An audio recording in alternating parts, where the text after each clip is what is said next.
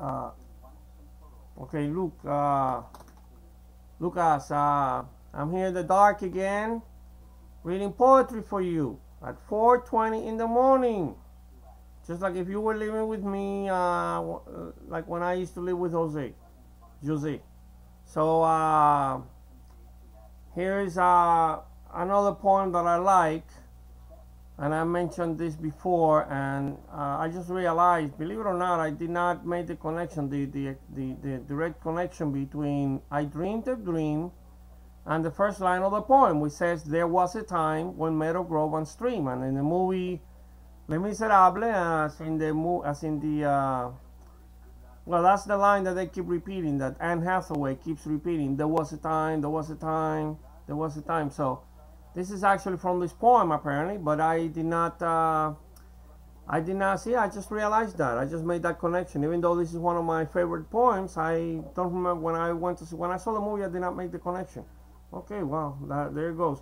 And I have mentioned this poem before, because I mentioned at one time even that I wish that Jude Law would recite the poem, and that they will make a whole, play out of the poem, like the different stages of life that people go through, and in each stage, they would refer to this poem. They will reference the poem, because that's what this. Some people have said that the day that the perfect poem got written, or will get written, that will be the end of the world. And this poem, in fact, is near perfect. As many people, consider this poem a very beautiful and almost perfect poem, really. I think even Joan, I think I mentioned this too. Joan Rivers actually mentioned this also. So I don't know, something that I have said. I think there's some comment that I have made, and I think somebody picked up on it or something. And I don't remember how the whole thing got like a ball rolling, But yeah, I think Joan Rivers mentioned also this. So now it's gonna get a little more airplay after I finish reading from the poem, reciting the poem.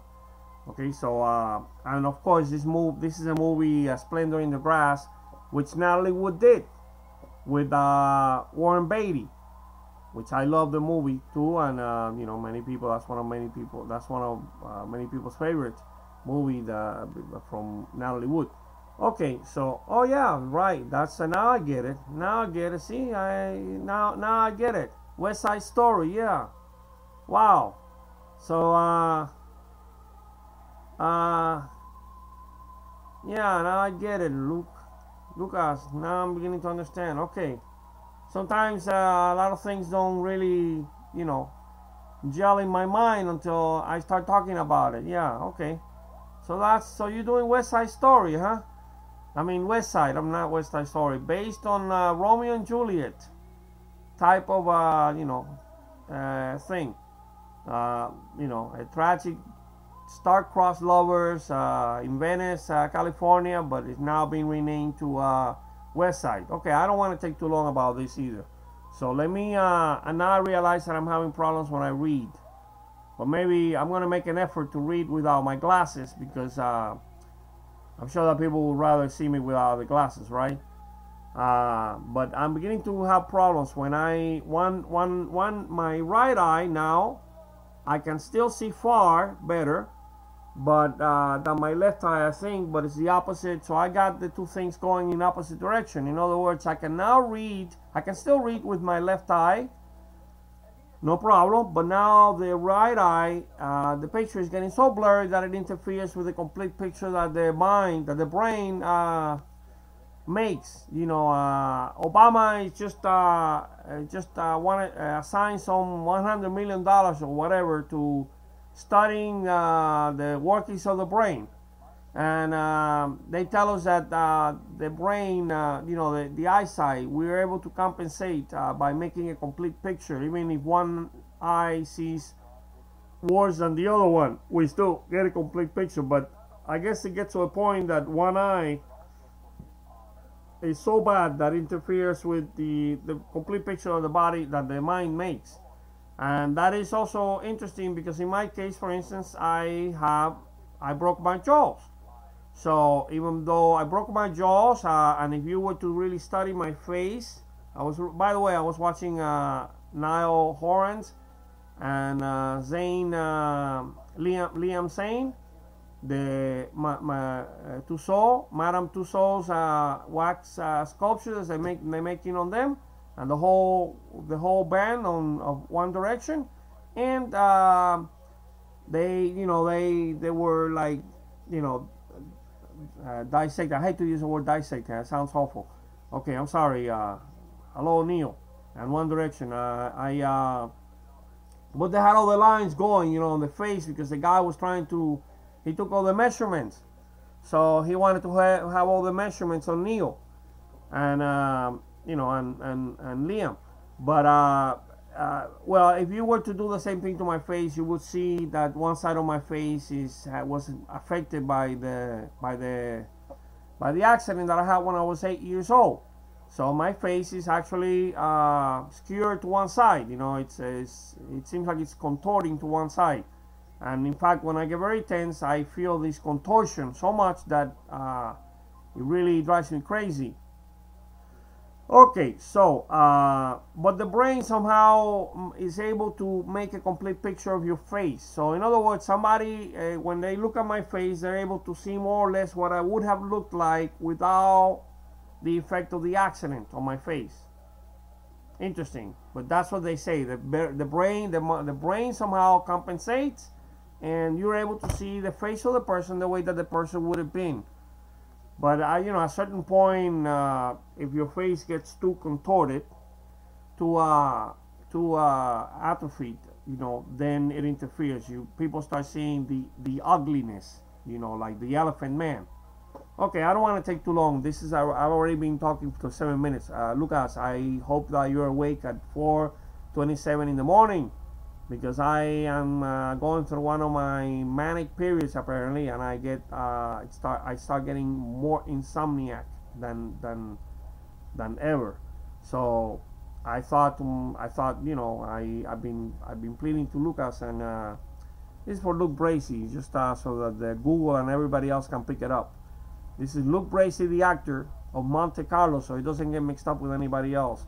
Because obviously Luke Bracey is not the only person in the whole planet, but to me, as I like to say, he's the only. To me, he's Lukas Antonini, Bradley, Charles,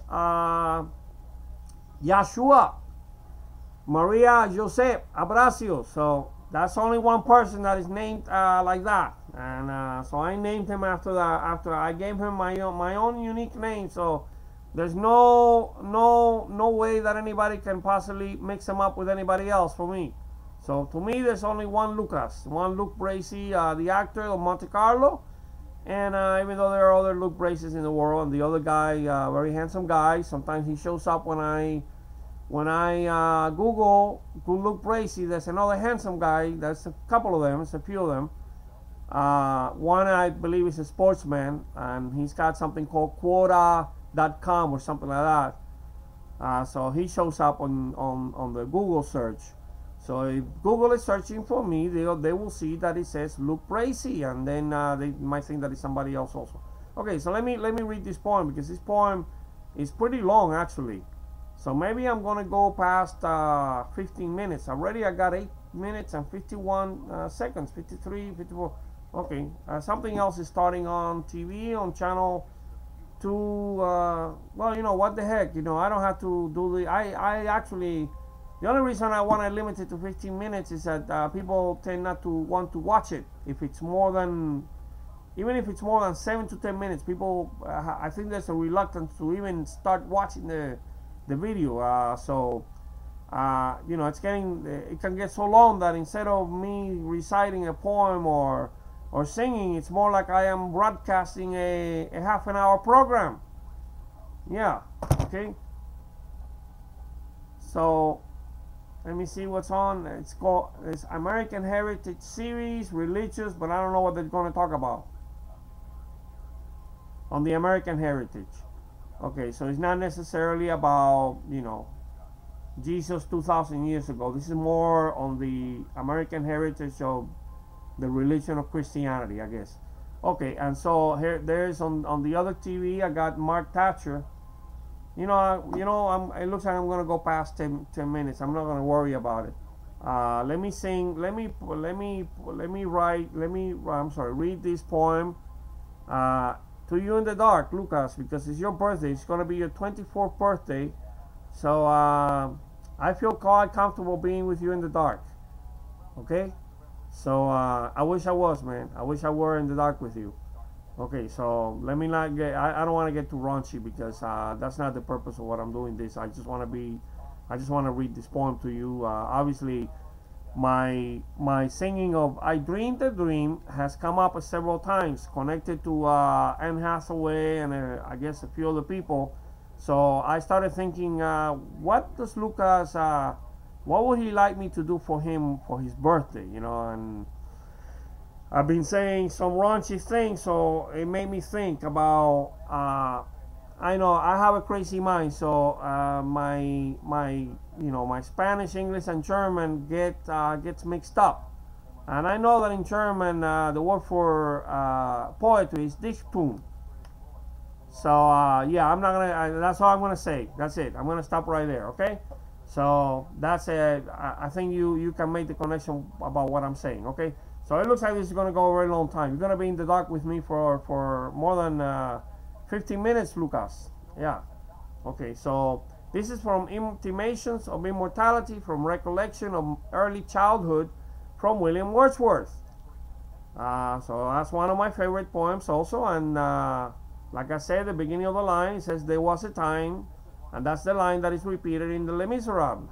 There was a time, there was a time, there was a time, and then I sang the song, and you picked it up because it's in the it's in Google search and in the songs that all the songs that I've done. Apparently, this is one of the ones that you like better than the other ones.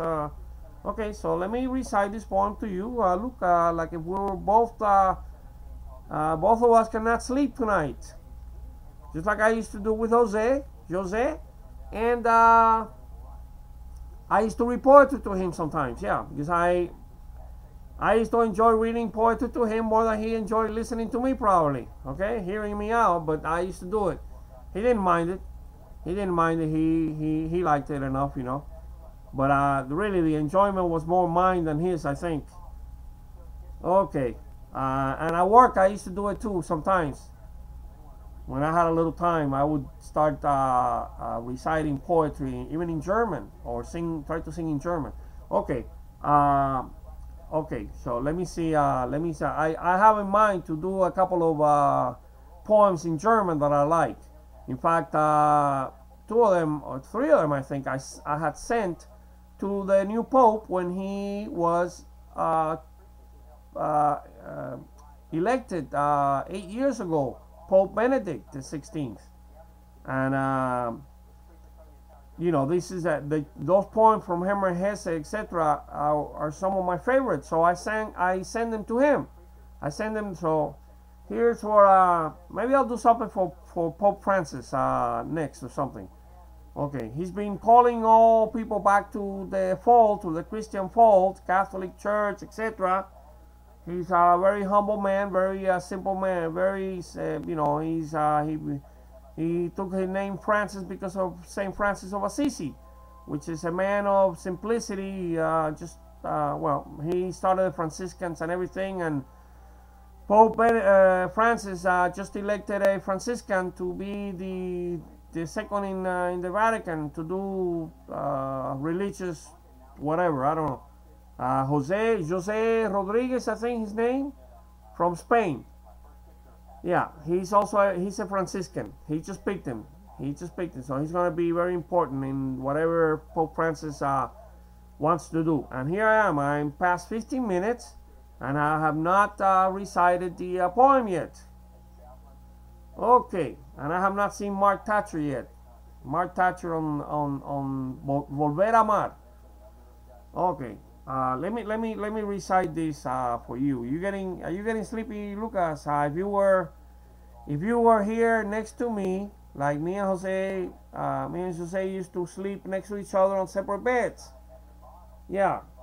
So if you were here with me by now, you might be falling asleep like Jose used to do.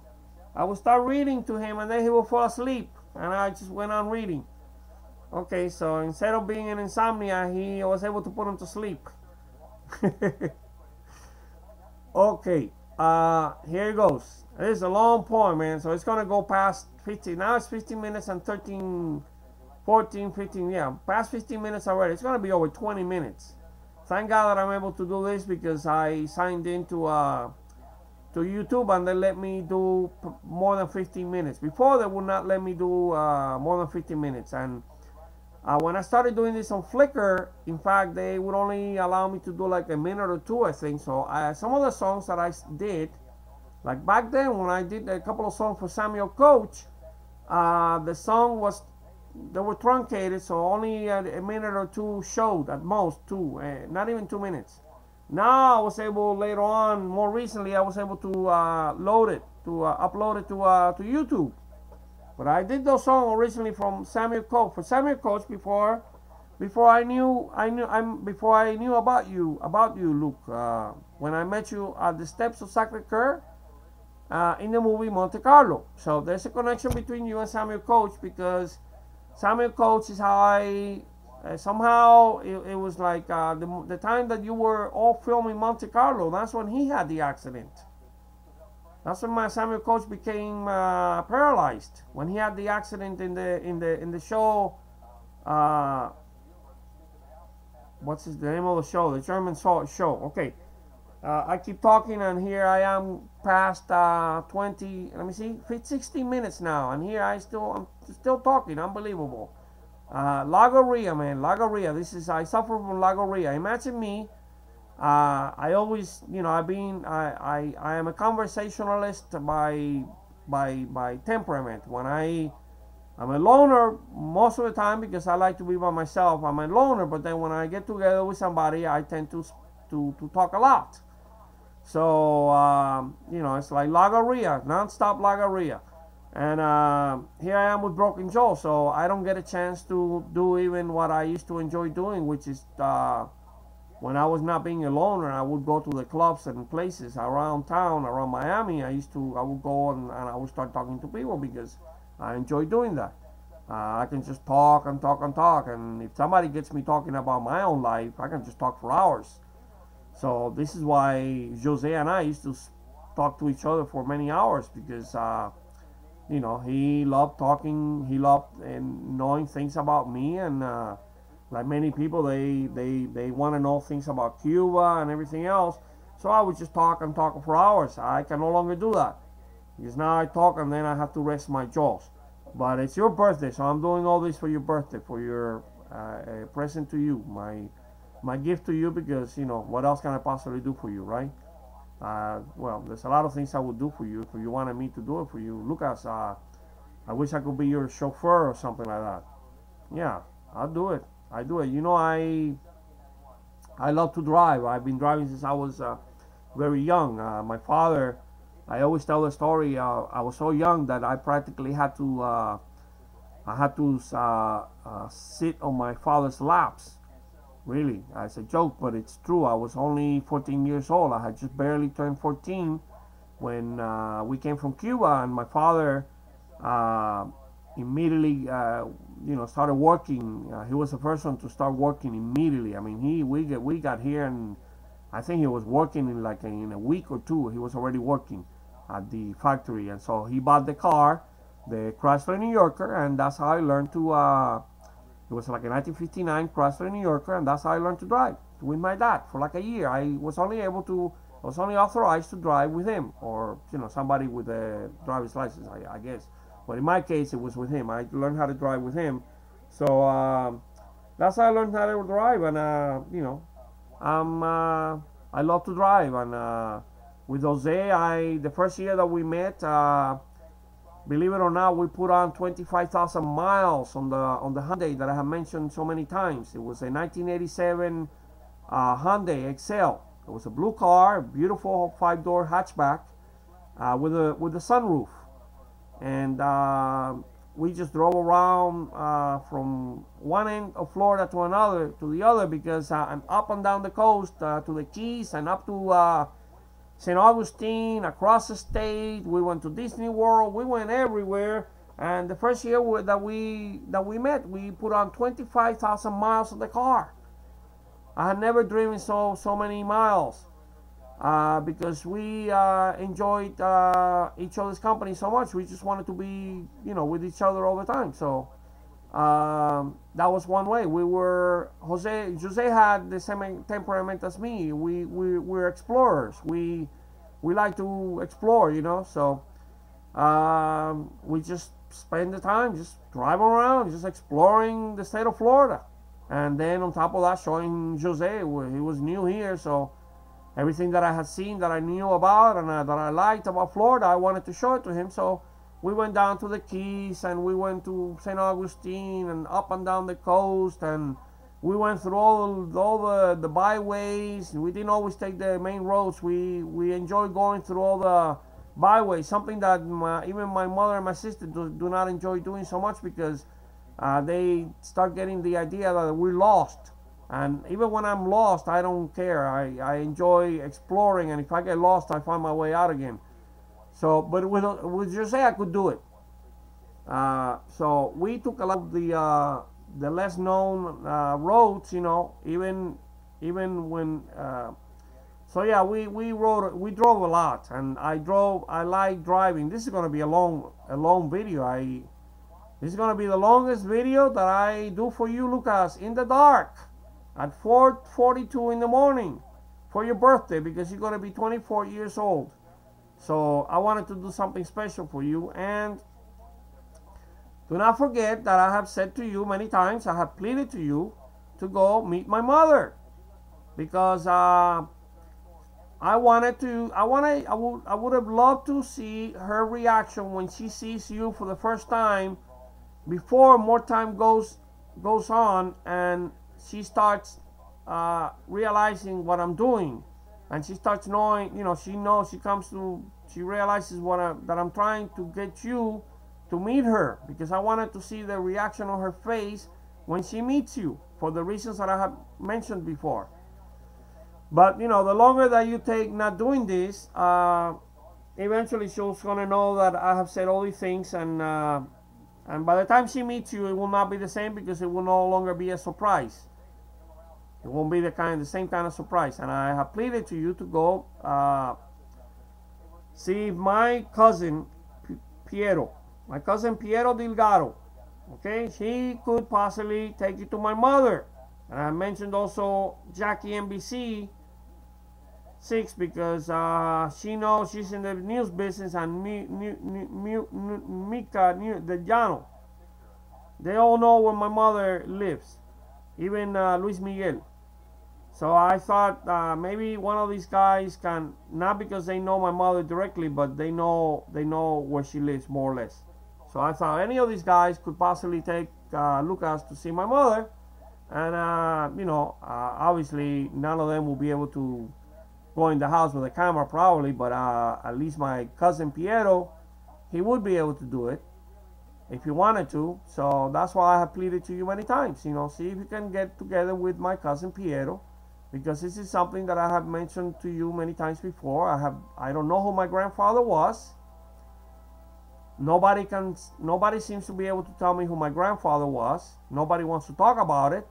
And I think everybody in my life believes that maybe after everybody dies, that knows the truth, then there will be no way that I'm going to be able to find out who my grandfather was. So the secret will go to the grave with them. And this is the way that things have been done in the past. But now we got cameras, and we got the internet, and we got everything going for us. Now we could possibly discover things that before, that's the way that people acted before. When something very grave, something very serious had happened, people just kept their mouth shut.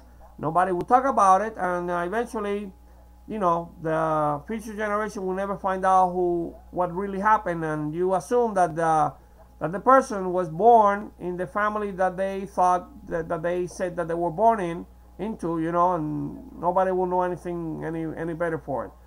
But in our case, maybe it won't work. Maybe this is my hope. My hope is that something will happen, that I'll be able to find out who my grandfather was.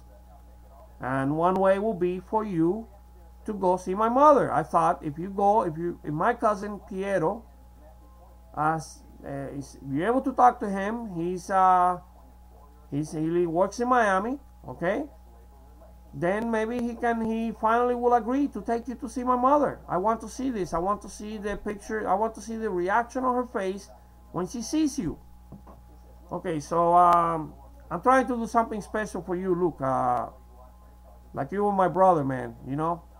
So I know I say a lot of raunchy things sometimes, but for some reason that I have no idea, and I want to get to the bottom of this, I feel very close to you. And I still do not know your story. You also have a story, apparently. So yeah, it's interesting. Because you know they had that program on TV about people that they know who their ancestors were, that they found out that they were adopted, or they found out that, you know, one of the parents, like in my case, my grandfather, I never met him. I never seen a photograph of him. Nobody will talk to me about him. Nobody will talk to me about what happened to Maria, my mother's mother. And this all took place around 1922 in Havana, Cuba. That's where they met. So I imagine that this had to happen sometime at the end of 1922, because my mother was born, or maybe the beginning of 1923. Assuming that my mother was conceived around the 23rd of February, I think. That's February or March? Because my mother was 9 months later, the 23rd of October 1920. No, I'm sorry, the 26th. Like you, Lukas, the 26th. That's it. That's why there's a connection between you and my mother. She was born the 26th of October 1923. So here's this is getting long, isn't it? You're now 23. You're going to be 24 this month, and you were born in 1989, the same year that my father died. Okay, maybe I'm taking too long, and maybe I better cut this short. This is going to be the longest video that I do for you, and I'm beginning to sweat. By the way, the lights are on, and this is weather in Florida. It's hot already. It's beginning to get a little too warm for me already, and I don't have the AC turned on. Because you know I'm trying to save on electricity as much as possible, because once it gets very hot, I will no longer be able to avoid it. I will just have to pay it. Because it will be, and I got a fan. As you can see, I got a fan. I showed it the other day.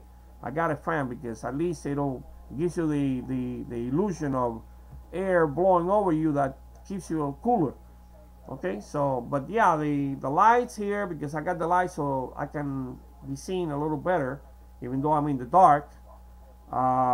At 4:49 in the morning, there's 49, the same year that my parents got married, 1949, and then my sister was born in 1951, and I was born in 1954. So let me do this poem, because it's going to be a very long poem. I hope you enjoy it. And if you're already asleep, Lukas, if you were here like Jose next to me in bed, he would have fallen asleep by now probably. So if you did the same thing, I'm going to assume that you're next to me in Lukas' king-size bed, and you know, there's your bed, Lukas' king-size bed. Okay. Yeah, that's what Nixia was, but she moved. Okay, so that's your bed, Lukas. And I got my other bed behind me, where my cat is, where the other girl is, Beaner. There she is. That's Beaner. And she knows her name is Beaner. See, she looked up because I said Beaner. So she knows her name is Beaner. She's like a Siamese. She's like a cross between a Siamese and an Abyssinian, I think. That's why she has that sable color coat of hair, and she has the face like a Siamese. You see, she has a face like a Siamese, but she's mixed. She's not a pure Siamese, so that's why she has a little coloring. And my idea is that she must be mixed with an Abyssinian. I don't know. Okay, let me do this. The AC just turned on by itself because I have it set very high, like about 82 degrees. Otherwise, I start sweating. Once it hits like 84 degrees, I start sweating. The cats are okay. The cats actually like the warmer temperature. Cats are have a different temperature than human beings. They actually like it when it's a little warmer. Like they can actually take a few degrees warmer than we. I think they're comfortable until about 90 degrees, I think, or more. And we start getting uncomfortable and we start sweating. We start sweating once it passes like 80 some degrees for us. And they have a coat of hair, but they're able to regulate it better than we regulate our body, and we sweat instead. They pant like dogs. They start going like this when it gets too hot. They start wagging their tongues. Okay, so assuming that by now you fell asleep because me and my Lagoria, I made you fall asleep. Then tomorrow you can wake up and you can start the video and read and listen to the poem. Okay, now it's 31 minutes and 31 minutes. Let me see, 31 minutes. 31 minutes. I haven't seen Mark Thatcher hardly on Volver a Amar. Very handsome actor in Mexico. Yeah, he's becoming very popular, I guess. I know all these things because I would drop into my mother and they would be watching all these soap operas, all these novelas. I myself get hooked every once in a while on one that I like a lot, but most of the time I don't like to have to follow the same program every night, especially when I was active in Miami and I was working and I was going to places and things. I didn't want to be missing one night and not know and have to follow every night. So on some occasions I would get hooked on one and I would watch it for 2 or 3 months, but and I would record sometimes even. But I don't like doing that. I don't like to be watching the same thing every night. I don't like to be to feel like I'm gonna have to watch the same novela every night. But my mother would, and so when I would drop in and have supper with them or something, eat with them, the novela was going on, so that's why I'm aware of all these actors and from Mexico and other places. In Latin America, they go to Mexico and they act in all these soap opera because that's like for them is more important than making movies. That is how they're known throughout Latin America, more than making movies, because movies that come out of Latin America are not the same as Hollywood, that are for worldwide release and they launch it all over the world. It's not the same with the movies in the Spanish language. Somehow the soap operas have become very popular, and then they get broadcast. They get seen in other countries. They become very popular. Some of these soap operas are very popular. Some of these soap operas, novelas, are very popular in many countries, all over the world. People buy these soap operas. They will not be watching. They will not be watching all the other Mexican movies. Perhaps they're watching the soap operas. They like the soap operas. So that is why I know a lot of these people. And Mark Thatcher, by the way, is in also La Hija del Mariachi, and sometimes in the morning, because it was Saturday morning, and I was at home, I would watch it, and I got hooked on La Hija del Mariachi watching him. So that's why I know about Mark Thatcher. Now he's gonna know that I talked about him. I guess this is gonna get to him eventually. So Mark Thatcher will know that I've been talking about him, even though I've written about him before, but now I have more extensively talked about him. But now, and I don't see him. I don't see him right now even. I haven't seen him one time, I don't think. I've been talking to you, but I don't see him.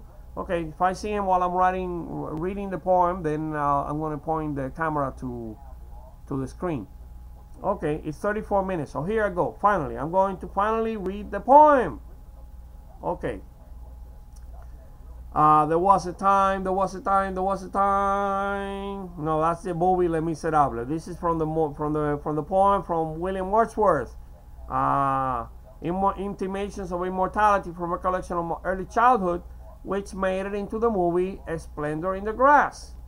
So that is why it has become popular to many people, younger people that would not have known about this poem perhaps, from that movie with Natalie Wood and Warren Beatty. So here goes again. There was a time when meadow, grove, and stream, the earth and every common sight, to me did seem apparelled in celestial light, the glory and the freshness of a dream. It is not now as it hath been of yore. Turn wheresoever I may, by night or day, the things which I have seen, I now can see no more. The rainbow comes and goes, and lovely is the rose. The moon doth with delight look around her when the heavens are bare. Waters on a starry night are beautiful and fair. The sunshine is a glorious birth, but yet I know, wherever I go, that there hath passed away a glory from the earth. Now while the birds thus sing a joyous song, and while the young lambs bound as to the tabor sound, to me alone there came a thought of grief. I gotta move this. A timely utterance gave that thought relief, and I again am strong. The cataracts blow their trumpets from the steep. No more shall grief of mine the season wrong. I hear the echoes through the mountains throng. The winds come to me from the fields of sleep, and all the earth is gay. Land and sea give themselves up to jollity, and with the heart of May doth every beast keep holiday. Thou, child of joy, shout round me, let me hear thy shout, thou happy shepherd boy. Yet, blessed creatures, I have heard the call ye to each other make. I see the heavens laugh with you in your jubilee. My heart is at your festival, my head hath its coronal. The fullness of your bliss, I feel it all. O evil day, if I were sullen, while earth herself is adorning this sweet May morning, and the children are culling. On every side, in 1,000 valleys far and wide, fresh flowers while the sun shines warm, and the babe leaps up on his mother's arm. I hear, with joy I hear, but there is a tree of many one, a single field which I have looked upon. Both of them speak of something that is gone. The pansy at my feet doth the same tale repeat. Whither is fled the visionary gleam? Where is it now, the glory and the dream? Our birth is but a sleep and a forgetting. The soul that rises with us, our life star, hath had elsewhere its setting, and cometh from afar, not in entire forgetfulness, and not in utter nakedness, but trailing clouds of glory do we come, from God who is our home. Heaven lies about us in our infancy. Shades of the prison house begin to close upon the growing boy.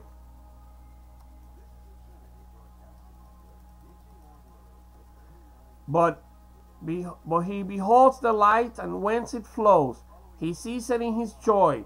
The youth who daily farther from the east must travel, still is nature's priest, and by the vision splendid is on his way attended. At length the man perceives it die away, and fade into the light of common day. Earth fills her lap with pleasures of her own, yearnings she hath in her own natural kind, and even with something of a mother's mind, and no unworthy aim, the homely nurse doth all she can, to make her foster child her inmate man, forget the glories he hath known, and that imperial palace whence he came. Behold the child among his newborn blisses, a 6 years darling of a pygmy size. See where mind where amid work of his own hand he lies, fretted by sallies of his mother's kisses, with light upon him from his father's eyes. See at his feet some little plan or chart, some fragment from his dream of human life, shaped by himself with newly learned art. A wedding or a festival, a mourning or a funeral, and this hath now his heart, and unto this he frames his song. Then will he fit his tongue to dialogues of business, love, or strife. But it will not be long ere this be thrown aside, and with new joy and pride the little actor comes another part, filling from time to time his humorous stage with all the persons down to palsied age that life brings with her in her equipage, as if his whole vocation were endless imitation. Thou whose exterior semblance doth belie thou soul's immensity, thou best philosopher, who yet dost keep thy heritage, thou eye among the blind, thou deaf and silent, readest the eternal deep, haunted forever by the eternal mind. A mighty prophet, seer blessed, on whom those truths do rest, which we are toiling all our lives to find, in darkness lost, the darkness of the grave. Thou, over whom thy immortality broods like the day, a master over a slave, a presence which is not to be put by, to whom the grave is but a lonely bed without a sense of or sight of day or the warm light, a place of thought where we in waiting lie. Thou little child, yet glorious in the might of heaven born, freedom on thy being's height. Why with such earnest pains dost thou provoke the years to bring the inevitable yoke, thus blindly with thy blessedness at strife? Full soon thy soul shall have her earthly freight, and custom lie upon thee with a weight, heavy as frost, and deep almost as life. It's a long poem. O joy, thou in our embers, is something that doth live, that nature yet remembers. What was so fugitive, the thought of our past years in me doth breed perpetual benediction, not indeed, for that which is most worthy to be blessed, delight and liberty, the simple creed of childhood, whether busy or at rest, with new-fledged hope still fluttering in his breast. Not for these I raise the song of thanks and praise, but for those obstinate questionings of sense and outward things, fallings from us, varnishings, blank misgivings of a creature moving about in worlds not realized, high instincts before which our mortal nature did tremble like a guilty thing surprised. But for those first affections, those shadowy recollections, which, be they what they may, are yet the fountain light of all our day, are yet a master light of all our seeing. Uphold us, cherish, and have power to make our noisy ears see moments in the being of the eternal silence, truths that wait to perish never, which neither listlessness nor mad endeavor, nor man nor boy, nor all that is at enmity with joy can utterly abolish or destroy. Hence, in a season of calm weather, though inland far we be, our souls have sight of that immortal sea, which brought us hither, can in a moment travel thither, and see the children sport upon the shore, and hear the mighty waters rolling evermore. Then sing, ye birds, sing, sing a joyous song, and let the young lambs bound as to the tabor sound. We in thought will join your throng. Ye that pipe and ye that play, ye that through your hearts today feel the gladness of the May. What thought what though the radiance which was once so bright. This is a line that Natalie Wood reads in the movie Splendor in the Grass. She reads this line and she breaks down. Though nothing, what though the radiance which was once so bright be now forever taken from my sight, pretty Luke. You're no longer pretty, man. You're now becoming an older version of yourself, a more manly, more handsome version of Luke Bracey. And I was grieving for you. I was grieving for the pretty Luke, the young boy, the youth that I've seen through the pictures, and also in Monte Carlo, still relatively young. Now you're beginning to look a little older, Luke. You're beginning to look a little older. Yeah, more manly, more handsome, but I grieve for the old youth, for the pretty Luke. Okay. So what though the radiance which was once so bright be now forever taken from my sight, though nothing can bring back the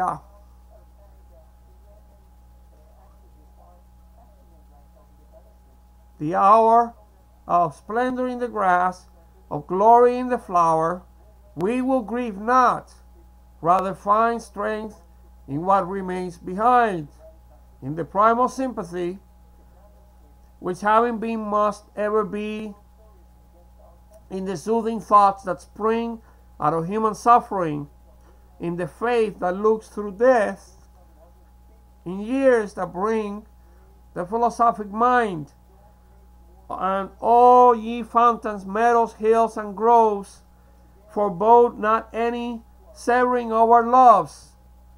Yet in my heart of hearts I feel your might. I only have relinquished one delight, to live beneath your more habitual sway. I love the brooks which down their channels fret, even more than when I tripped lightly as they. The innocent brightness of a newborn day is lovely yet. The clouds that gather round the setting sun do take a sober coloring from an eye that hath kept watch over man's mortality. Another race has been, and other palms are won, thanks to the human heart by which we live, thanks to its tenderness, its joys and fears. To me the meanest flower that blows can give thoughts that do often lie too deep for tears. For you, Lukas, on your 24th birthday, man, my gift to you. I wish that I could read many poems to you in the dark, like I am doing now, just like as if you were here and you fell asleep, because I used to make Jose fall asleep sometimes, because I would start reading and he would fall asleep. Okay, this is actually 47 minutes. I am not even sure that that there's a limit more than 50. I know that YouTube allowed me to do more than 15 minutes, but now I'm beginning to wonder if they would even allow me to load this up. Okay, so I better cut it right now, because maybe I'll never get a chance to do it. And if I can, I don't know how to put it online. I hope I can do it. Maybe there's a limit of 1 hour or something more. I don't know. Okay, so remember Vega. Vega is 25 light years from Earth, but 800,000 years to travel there. So happy birthday, Luke. Happy birthday, Luke Bracey. Okay, bye-bye. Let me cut it. Let me stop it. It's 48 minutes, man. 48 minutes, 13, 15, almost 49 minutes. Just like when my parents got